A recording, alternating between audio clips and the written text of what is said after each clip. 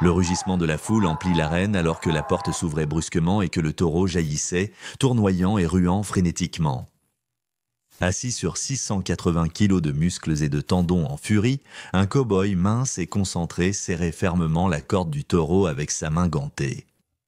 Mason Law s'accrochait de toutes ses forces, son corps vivant absorbant les ruades et les secousses brutales de la bête massive sous lui. 8 secondes s'étirèrent pendant une éternité alors que l'homme et le taureau luttaient, la foule hurlant des encouragements.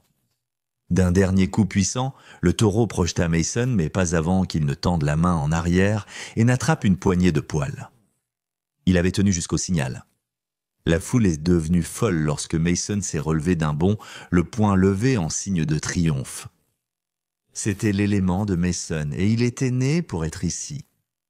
Jusqu'à ce jour fatidique en 2019, où les acclamations de la foule se sont transformées en halètements silencieux d'horreur. Que s'est-il passé pour ce cavalier de taureau professionnel dans ces derniers instants terrifiants? Rejoignez-nous alors que nous dévoilons les détails tragiques de ce qui allait devenir le premier décès du Denver Western Stock Show en 113 ans et le troisième décès dans l'histoire des événements de cavaliers de taureau professionnels. Dès ses premiers pas hésitants sur un veau laitier dans la ferme familiale au Missouri, Mason Law était destiné à la grandeur dans l'arène du rodéo. L'exaltation et la passion ressenties par Mason, 3 ans en montant un veau, ont tracé le chemin de sa vie. Bien que sa vie sur Terre ait été écourtée à seulement 25 ans, Mason a rempli ses journées d'assez de courage, d'aventure et d'un esprit de cow-boy inébranlable pour remplir plusieurs vies d'hommes moins valeureux. Ceux qui ont connu Mason parlent avec admiration de sa détermination et de son habileté sur le dos d'un taureau sauvage.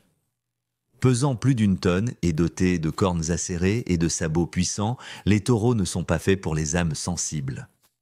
Mais pour Mason, le défi de maîtriser ces bêtes explosives faisait appel à son âme sauvage de l'Ouest. Adolescent élancé, Mason a laissé de côté le circuit de rodéo du lycée pour se mesurer à des cavaliers plus âgés sur les circuits amateurs de rodéo plus rudes à travers le Midwest. Les risques étaient non plus grands, mais les récompenses en adrénaline et en confiance en soi l'étaient tout autant. Alors qu'il cherchait encore ses marques sur les circuits professionnels au début de la vingtaine, Mason a subi son lot de coupures douloureuses et de blessures, mais il a refusé de laisser les chutes inévitables freiner sa détermination sans faille. Pour devenir l'un des meilleurs cavaliers de taureau mondiaux.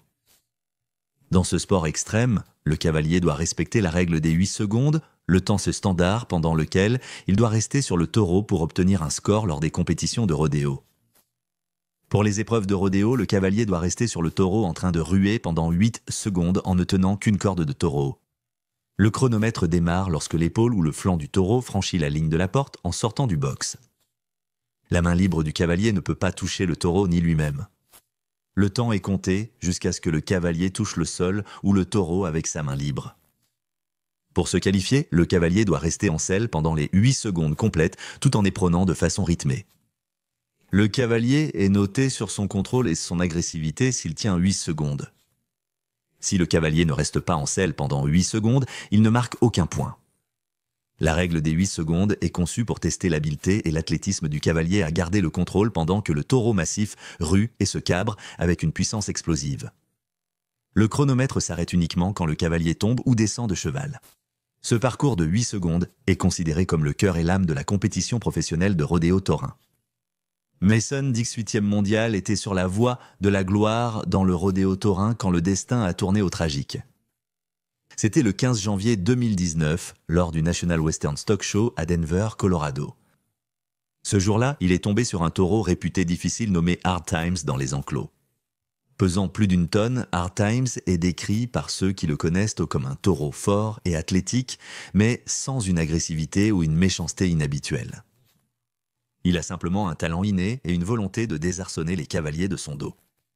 Hard Times avait participé à une 30aine d'événements avant ce jour fatidique, une carrière relativement courte pour un taureau de rodéo expérimenté.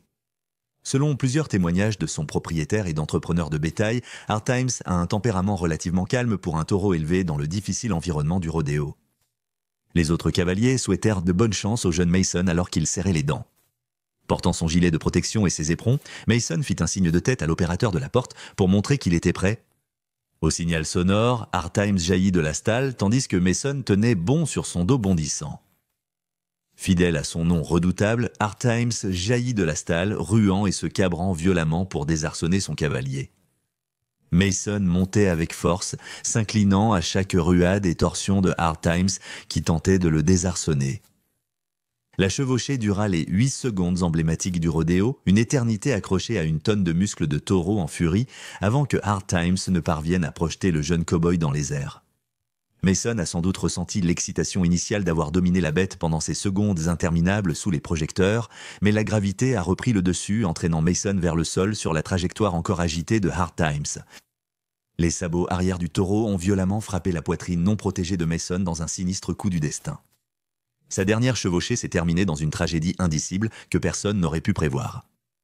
Alors que Mason atterrissait sur la terre battue et tentait de se remettre sur pied, le destin a tourné et les lourds sabots arrière du taureau sont retombés directement sur la poitrine de Mason dans un coup du sort fatal. Qu'en est-il de l'équipement de protection de Mason? Le rodéo taurine est un sport très risqué, mais les cavaliers utilisent désormais davantage d'équipements de protection pour réduire les dangers. Après la mort du légendaire Lane Frost, tous les cavaliers professionnels portent désormais un gilet spécialisé fabriqué dans un matériau absorbant les chocs qui protège le torse des coups du taureau. Les gilets sont conçus pour diffuser la force des mouvements du taureau plutôt que de les contrer directement. De nombreux cavaliers portent aussi des casques pour protéger leur tête en cas d'impact avec le taureau ou l'arène. Malgré ces précautions, des blessures graves et des décès surviennent encore, bien que rarement. L'énorme taille et la puissance d'un taureau de rodéo exposent les cavaliers à des forces contre lesquelles il est difficile de se protéger. Dans le cas de Mason, malgré son gilet de protection, le sabot du taureau a atterri directement sur sa poitrine, avec une force suffisante pour endommager mortellement son cœur et ses organes internes. Le gilet a réussi à protéger ses côtes et l'extérieur de son torse, mais la pression localisée et le traumatisme interne se sont révélés fatals. Bien que l'équipement de sécurité prévienne d'innombrables blessures et décès chaque saison, le destin intervient parfois avec un impact à un angle ou à un endroit qui dépasse même les meilleures protections modernes. La poitrine et l'abdomen restent vulnérables, les gilets ne pouvant pas toujours les protéger entièrement lorsqu'un taureau de 650 kg vise un cavalier de son sabot. Après sa blessure atroce, Mason s'est levé et a fait quelques pas chancelants avant de saisir sa poitrine et de s'effondrer dans l'arène. Le rugissement sauvage de la foule s'était mué en l'halètement d'horreur puis en silence. Les urgentistes ont pris en charge Mason et l'ont transporté au centre médical Denver Health. Mason Lowe, 25 ans, est décédé à l'hôpital des suites de graves blessures internes. La cause officielle du décès a été indiquée comme étant de graves lésions cardiaques résultant du coup direct de 690 kg sur sa poitrine. Lorsque des animaux causent la mort d'un humain, ils sont souvent euthanasiés. Cependant, peu après l'accident, l'association professionnelle des cavaliers de taureau et les officiels du rodéo ont conclu que le taureau, Hard Times, n'était pas responsable. Après que Mason ait été projeté du taureau et soit retombé sur le dos, Hard Times s'est retourné pour suivre son instinct et donner un coup de pied à son cavalier à terre. Lorsque ses sabots arrière sont retombés à l'aveugle, ils ont directement frappé la poitrine exposée de Mason avec des conséquences catastrophiques. Cependant, Hard Times n'avait aucune intention malveillante et réagissait simplement conformément à sa nature sauvage et athlétique. Il n'y a aucun moyen équitable d'attribuer la faute à un animal agissant selon des instincts profondément ancrés. Hard Times a été autorisé à reprendre la compétition une fois rétabli de l'incident. Aujourd'hui, plus de 4 ans après, Hard Times reste un taureau de rodéo enthousiaste et actif sur les circuits à travers les régions. Le propriétaire et les soigneurs de Hard Times ne prennent pas de précautions supplémentaires malgré l'accident tragique de Denver. À leur connaissance, il n'a montré aucun signe de devenir plus hargneux ni de développer un goût pour les cow-boys tombés. Hard Times offre à chaque cavalier tout le défi de sa puissance brute et de son agilité. Il continue de ravir les foules avec ses sorties explosives des stalles et sa férocité à essayer de désarçonner ceux qui osent grimper sur son dos. Pour Hard Times, c'est strictement la routine habituelle. Ruer, lever haut les pattes et donner du fil à retordre au cow-boy pendant 8 secondes. Dans un sport où la tragédie se fait rarement sentir, la mort accidentelle de Mason Lowe a bouleversé la communauté soudée du rodéo.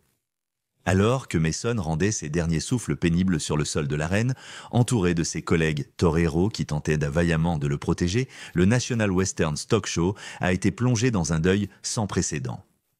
Les drapeaux flottaient en berne, des brassards noirs ornèrent les chapeaux de cow-boys en hommage, et des larmes coulaient librement sur les visages burinés par le soleil, tous ressentant la perte de Mason aussi intensément qu'une famille.